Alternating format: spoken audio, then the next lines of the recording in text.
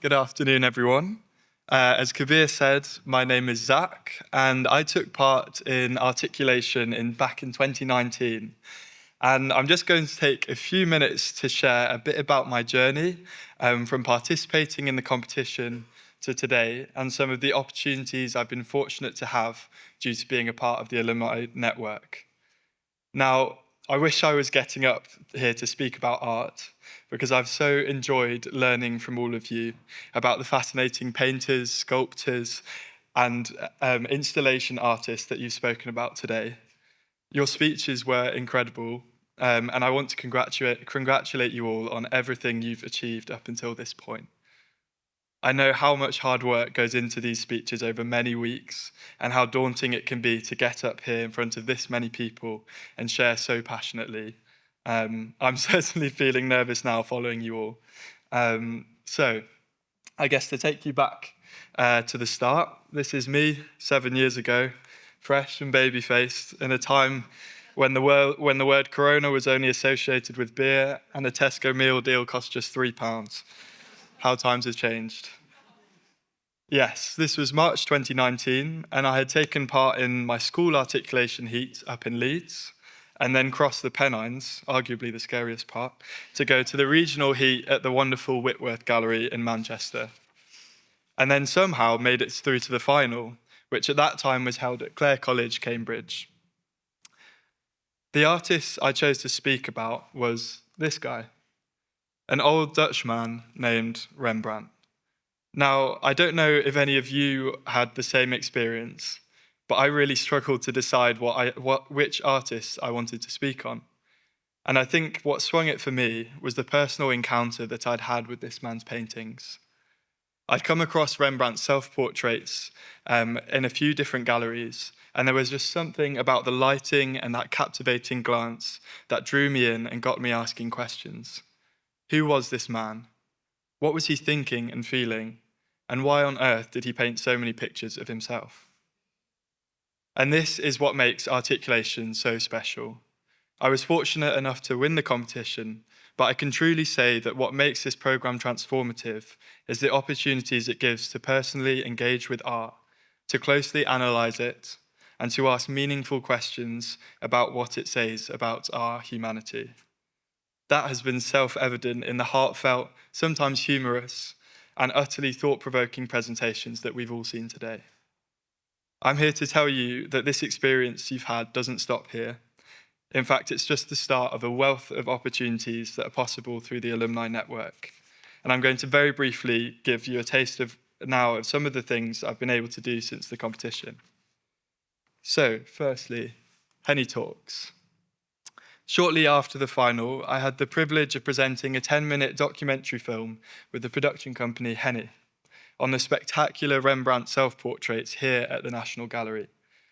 This was just the most fun experience, to be in the gallery after hours, to work with an amazing film crew, and have a go at basically being a TV presenter for a day. If you ever find yourself watching this, you'll find me looking very serious as I strut around the gallery trying to look like the next Kenneth Clark. In fact, a fun story about this is that I only realized 2 days before filming that there wouldn't be any kind of auto cue, and I had to learn my script. So that made for a fun train journey down. But actually, that's an example of the skills that you pick up through these opportunities that are useful for working in all kinds of industries, be it research, writing, public speaking, or communicating through different media, something that is increasingly important in our digital age. A few months later, Articulation invited me to speak at Dulwich Picture Gallery for their exhibition Rembrandt's Light. But then this happened. Some guy tried to nick a painting, and I think he ended up dropping it on the ground outside the gallery. So who knows what happened there. Thankfully, the painting was recovered successfully, but sadly it did mean the exhibition was closed for a few weeks, and I couldn't give my talk.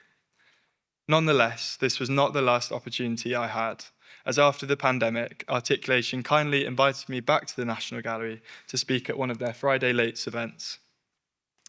This was another incredible experience. Again, practicing speaking to a large audience, but this time in front of the paintings themselves, engaging members of the public as they walked through, And as you can see, I did just thoroughly enjoy it. Not long after this, I delivered a workshop at the gallery for a group of young people from Brighton. Again, about, you guessed it, Rembrandt. Honestly, I don't know why I've been trusted to talk so much about such a prolific artist, as I'm by no means an expert. Yet, this is exactly what Articulation provides through the Alumni Network. Tim, Josefa, and the rest of the team have continuously trusted, supported, and encouraged me, always wanting for these opportunities to be a way for me to grow and develop my skills and experience. And I should say that all of these have been paid opportunities, which is another way the Articulation has valued and supported my work. As I mentioned, another experience I had was running this workshop, in which I helped a group of young people interact with Rembrandt's paintings and other portraits in the gallery's collection to inspire them to create their own self-portraits. And these young people's artworks were eventually exhibited alongside Rembrandt himself at Brighton Museum as part of the National Gallery's National Treasures project. Here you can see some written responses from children who were visiting the exhibition, which I really love, and even some self-portraits in there. I found this opportunity particularly impactful, as it was such a privilege to play a part in helping new young people to engage with art history for possibly the first time, as Articulation had done for me. This has since led me to study history of art at university and pursue a career in gallery engagement and art education in order to help even more people enjoy and learn from art. I've also included a picture of the Herbert Gallery in Coventry, where I had another opportunity to help teach a school group there. Finally, alongside all the speaking and teaching opportunities, another highlight has been the Articulation Annual Alumni Day, in which all the alumni are invited to come to the National Gallery for a day for a range of activities, including career talks, behind-the-scene tours, and getting to meet wonderful people like the man you see chiseling, Peter, who is the head of framing here and who I could talk to all day. I've been talking for long enough now, so to conclude, I just want to congratulate you all again on your incredible speeches, and to encourage you to keep pursuing your interests, to keep questioning, and to keep sharing your passions. Stay in touch with Articulation and take hold of the opportunities that the Alumni Network offers to meet amazing people, to gain experience, and develop your skills. Who knows where it could lead you?